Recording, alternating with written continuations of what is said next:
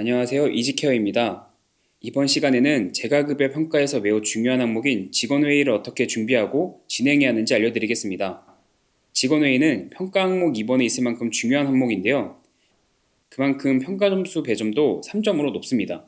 직원회의에서 점수를 낮게 받거나 못 받는다면 높은 평가 등급을 기대하기 어렵기 때문에 잘 준비해야 합니다. 직원회의에서 가장 중요한 것은 매월 1회 이상 정기적으로 회의를 실시해야 한다는 점입니다. 직원회의는 해당 월에 근무한, 즉 실제 근무한 직원이 50% 이상 참석해야 하며 만약 회의를 나누어서 진행하는 경우에도 누적 참석률이 50%를 넘어야 합니다.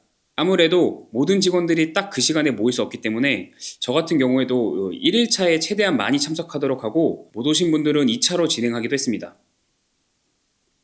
회의 진행 시 회의 시간은 어느 정도가 적당한지 여쭤보시는 센터장님들이 계신데요. 보시는 바와 같이 회의 시간에 대한 규정은 없습니다. 다만 평가를 받은 센터 중에서는 직원회의를 1시간 이상 진행하지 않은 경우 평가 담당자가 감점을 하는 경우가 있었다고 하니 기본 1시간 정도는 진행하는 것이 좋을 것 같습니다. 이런 경우 평가 매뉴얼대로 평가가 진행되지 않은 거라 생각하고 평가 담당자에게 항의하면 다른 항목을 너무 꼼꼼히 보다가 감점을 당할 수 있으니 가급적 항의는 하지 않는 게 좋습니다.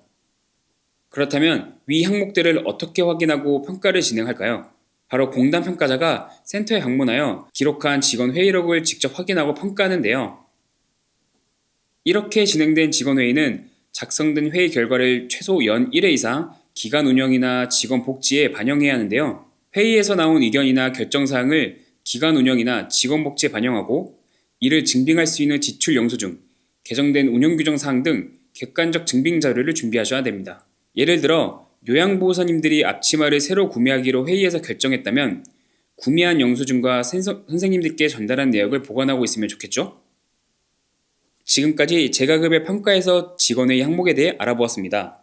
다시 핵심만 정리하자면 첫 번째, 회의는 월 1회 1시간 동안 진행. 두 번째, 근무 중인 직원의 50% 이상 참석. 세 번째, 직원회의록 작성.